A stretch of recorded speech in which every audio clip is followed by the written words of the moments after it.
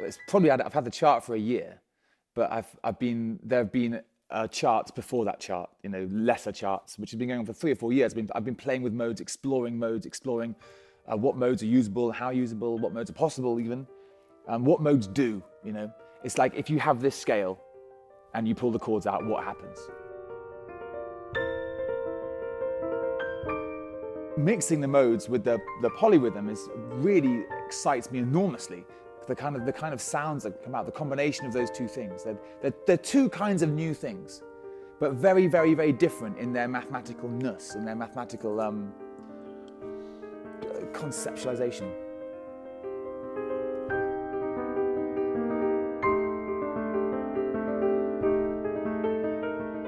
The idea is that it's alive, and I wanted to bring that sense of aliveness that I've been working on to a record. Even as I look at them in this book, if I had to play any of these now, they'd be completely new. They would never have been played that way before, and that is exciting for me. I'm not a fan of playing something that I know how it's going to go.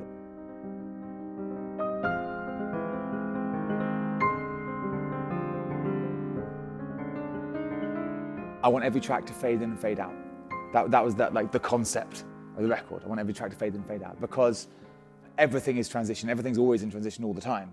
There isn't a sort of a beginning point and an end point. The mind wants an end a lot of the time, or a beginning, or makes beginnings and makes ends, but they're usually, the whole idea of beginnings and ends is a little bit burdensome. There's a constant transition in life.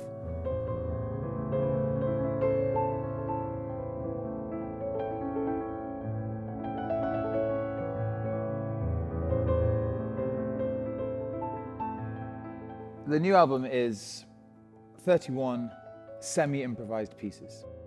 There are 16 which are polyrhythmic, multi-tempo. There are 8 that are free time, they've got no tempo, so they're just timeless. There's another 4, I call them Q beats. They're strict tempo, but they're very scattered, unpredictable rhythms. I've got 2 which are continually slowing down, and I've got 1 which uses harmonics. Your whole experience of time is what I'm interested in the record. So for the listener, they're experiencing time, hopefully, in very different ways.